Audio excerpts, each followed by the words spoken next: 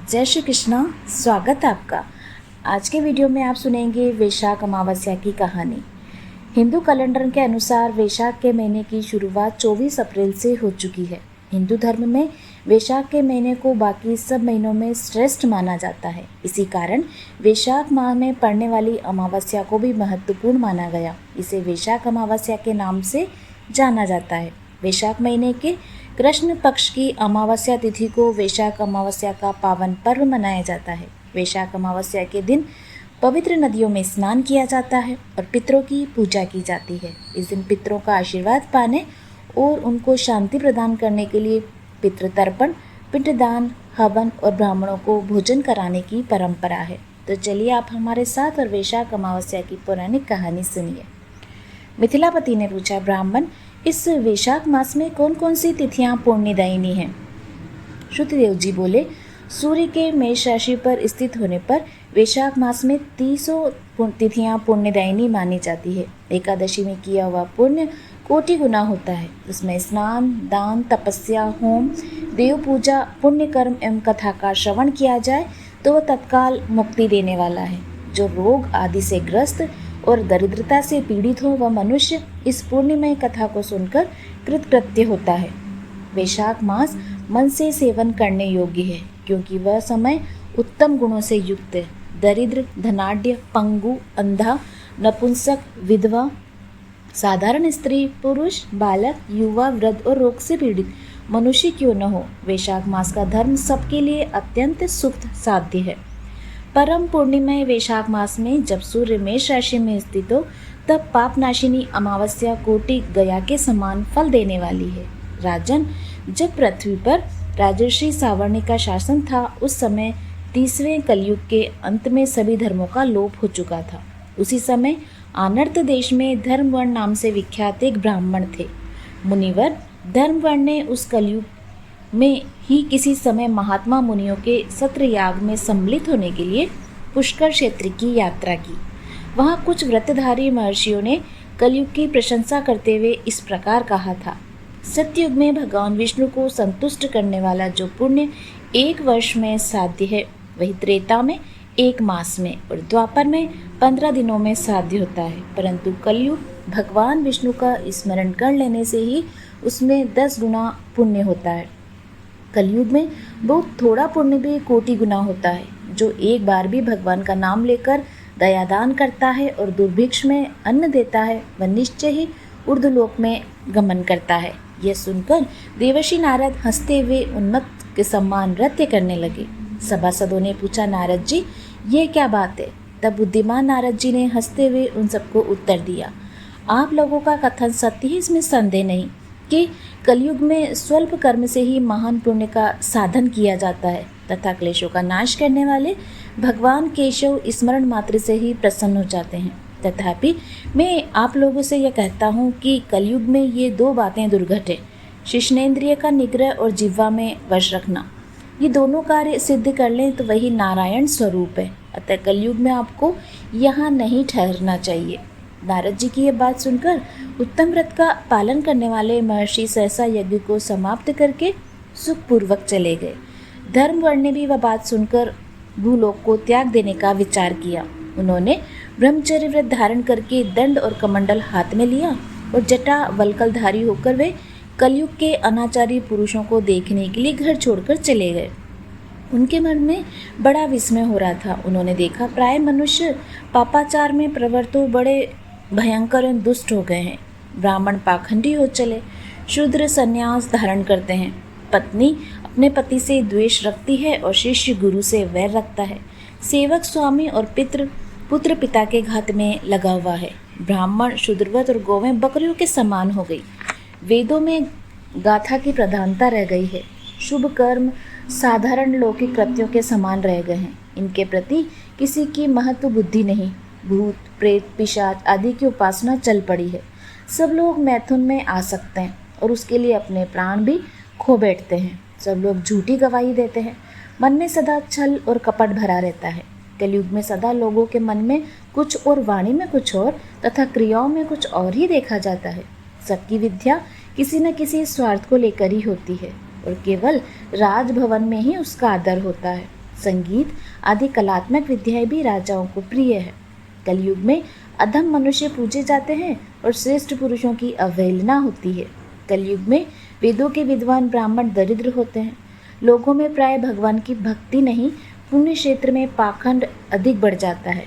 शूद्र लोग जटाधारी तपस्वी बनकर धर्म की व्याख्या करते हैं। सभी मनुष्य अल्पायु, दयाहीन और शठ होते हैं।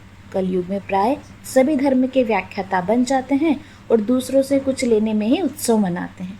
अपनी पूजा कराना चाहते हैं और व्यर्थी दूसरों की निंदा भी करते हैं। अपने घर आने पर सभी अपने स्वामी के दोषों की चर्चा में तत्पर रहते हैं।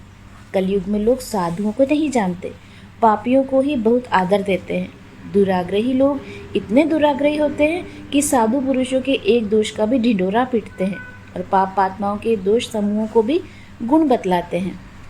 कलयुग में गुणहीन मनुष्य दूसरों के गुण न देखकर उसके दोष ही ग्रहण करता है।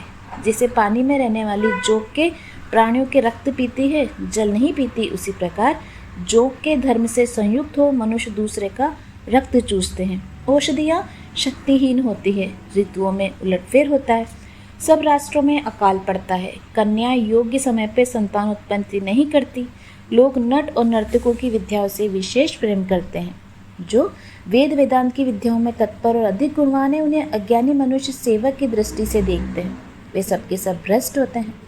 कलयुग में प्राय लोग श्राद्ध कर्म का त्याग करते हैं और वैदिक कर्मों को छोड़ बैठते हैं। प्राय जिह्वा पर भगवान विष्णु के नाम कभी नहीं आते। लोग श्रृंगार रस में आनंद का अनुभव करते हैं और उसी के गीत गाते हैं। कलयुग के मनुष्य न कभी भगवान विष्णु की सेवा देखी जाती है, न शास्त्रीय चर्चा होती है, न ही कहीं यज्ञ की दीक्षा, न विचार का लेश, न तीर्थ यात्रा और न ही दान धर्म ही होते देखे जाते हैं। ये कितने आश्चर्य की बात है। उन सबको देखकर धर्मन को बड़ा भय लगा।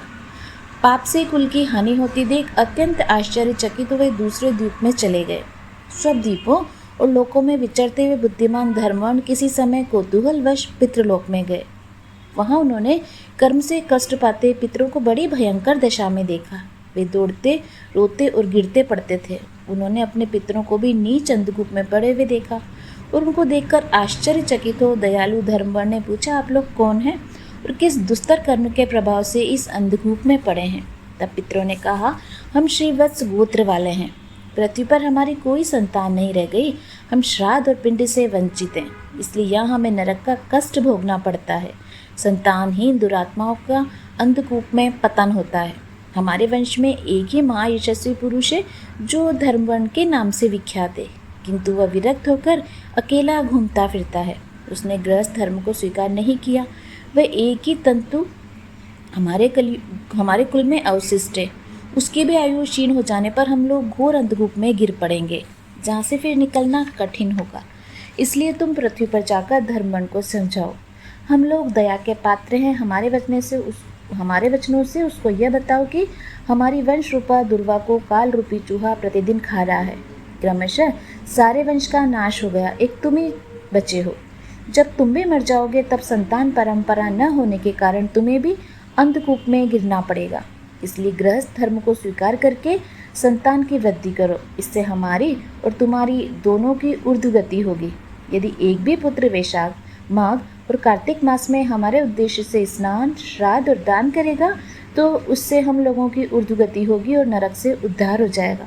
यदि एक पुत्र भी भगवान विष्णु का भक्त हो जाए और एक भी एकादशी का व्रत करने लगे, अथवा यदि एक भी भगवान विष्णु की पाप नाशक तथा कथा श्रवण करे, तो उसकी 100 बीती हुई पीढ़ियों का तथा 100 भावी पीढ़ियों का उद्धार हो जाता है।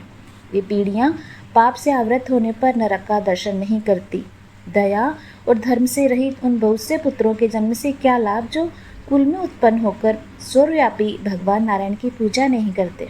इस प्रकार प्रिय वचनों द्वारा धर्मवर्ण को समझाकर तुम उससे विरक्तिपूर्ण ब्रह्मचर्य आश्रम से गृहस्थ आश्रम में प्रवेश करने की सलाह दो।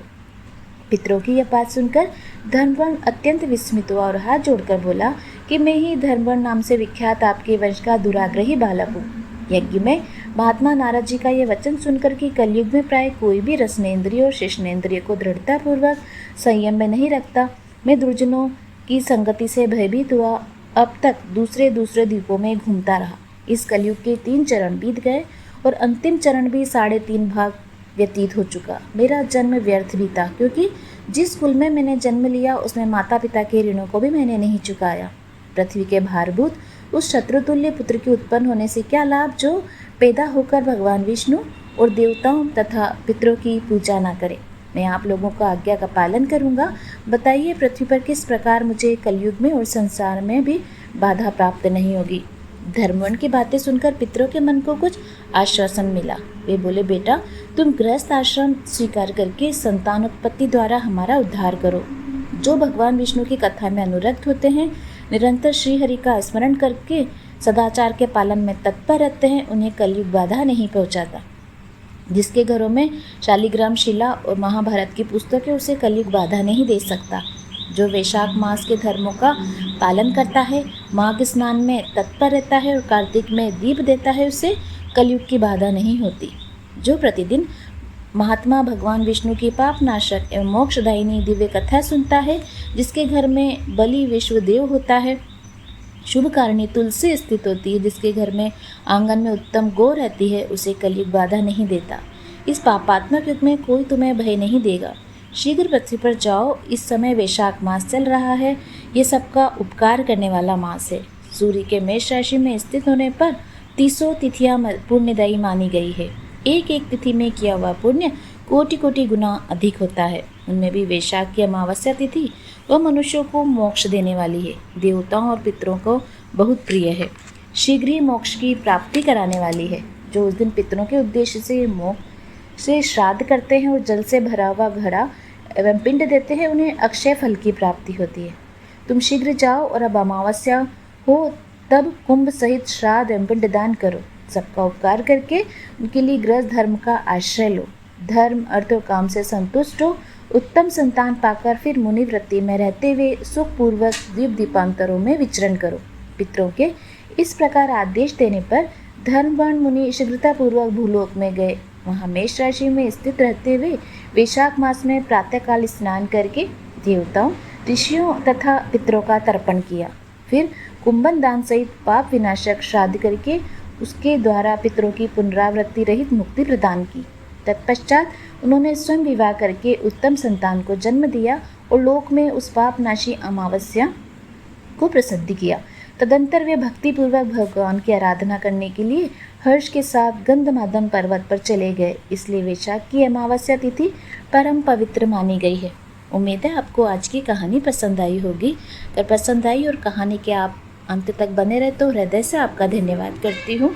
जय श्री कृष्णा। धन्यवाद।